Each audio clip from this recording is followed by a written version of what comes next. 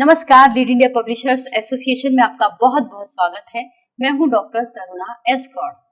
अक्सर जब हम न्यूज़पेपर चला रहे होते हैं या फिर हम न्यूज़ चैनल चला रहे होते हैं, चाहे डिजिटल प्लेटफॉर्म पर हो या फिर सैटेलाइट पर, हमें कंटेंट की आवश्यकता होती है। तो हम कंटेंट को कई जगह से लेते हैं, कई बार परचेज करते हैं और कई बार उसे बोरो करते हैं। तो क्या आप जानते हैं कि अगर आपने किसी दूसरे का लिखा हुआ समाचार या कंटेंट अपने नाम से छाप दिया या पब्लिश कर दिया तो ये सिर्फ नैतिक गलती नहीं बल्कि पत्रकारिता में एक गंभीर अपराध माना जाता है। इस पर प्रेस काउंसिल ऑफ इंडिया की बाकायदा गाइडलाइंस भी हैं।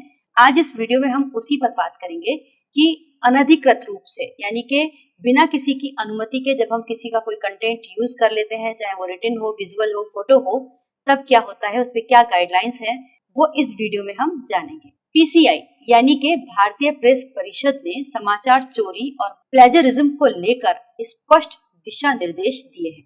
यहाँ आपको बता दें कि पीसीआई यानी प्रेस काउंसिल ऑफ इंडिया की जो गाइडलाइंस हैं वो कोई कानूनी रूप नहीं है। इसको कानून कोई बाध्य नहीं करता कि आपको इनको फॉलो करना होगा, लेकिन इन्हें मीडिया की नैतिक अदालत माना जाता है और मीडिया इसको धर्म की तरह फॉलो करती है। अगर कोई पत्रकार इसके खिलाफ जाता है यानी कि प्रेस काउंसिल ऑफ इंडिया की जो गाइडलाइंस है उसके खिलाफ जाता है तो पीसीआई उन्हें निर्देश देती है, गाइड करती है, यहाँ तक कि क्रिटिसाइज भी कर सकती है। तो आइए अब जानते हैं कि क्या कहती है पीसीआई की गाइडलाइंस प्लेजरिज्म या फिर किसी आर्टिकल को लेने के बारे में, और उनका पालन पत्रकार या फिर मीडिया ऑर्गेनाइजेशन के लिए जरूरी क्या है, और उनका पालन मीडिया ऑर्गेनाइजेशन और जर्नलिस्ट के लिए क्यों जरूरी है।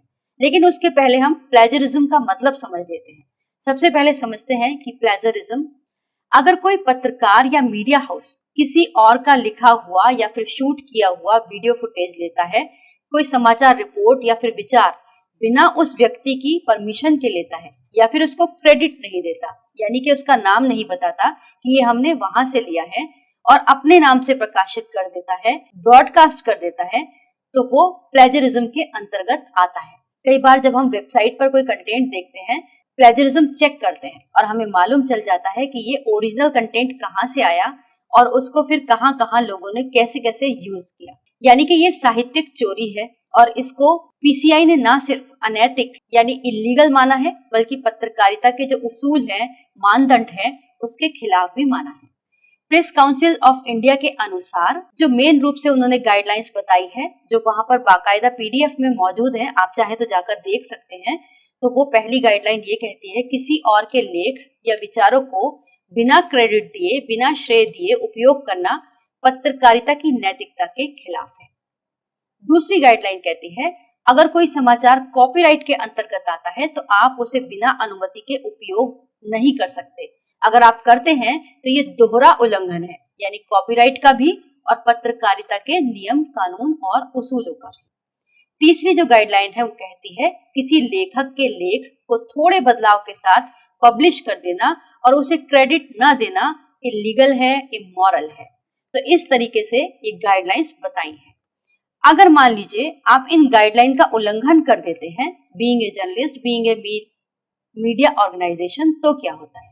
अगर कोई पत्रकार या मीडिया संस्थान इन नियमों का उल्लंघन करता है तो प्रेस काउंसिल ऑफ इंडिया उसके खिलाफ कार्रवाई कर सकती है, एक्शन ले सकती है। इन सब से मीडिया हाउस की छवि को गहरा नुकसान पहुंच सकता है, लोग विश्वास करना बंद कर सकते हैं और इसके कानूनी परिणाम भी होते हैं। इसके अलावा आपको अगर लीगल परिणाम भुगतने की बात करें तो भारत में इंटेलेक्चुअल प्रॉपर्टी को सेव करने के लिए ट्रेडमार्क है, कॉपीराइट है, पेटेंट है, बहुत सारे कड़े कानून हैं। अगर आप इनका उल्लंघन करते हैं तो इसमें सजा और भारी जुर्माना दोनों ही आपको फेस करना पड़ सकता है।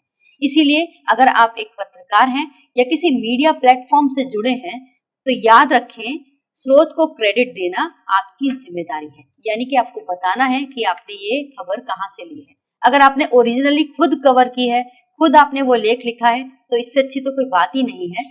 लेकिन सच्ची पत्रकारिता वही है जो निष्पक्ष हो और मौलिक भी हो, यानी ओरिजिनल हो और नैतिक भी। अगर आपको ये जानकारी उपयोगी लगी हो तो इस वीडियो को लाइक कीजिएगा, शेयर कीजिएगा और सब्सक्राइब जरूर कीजिएगा। वीडियो देखने के लिए बहुत बहुत धन्यवाद।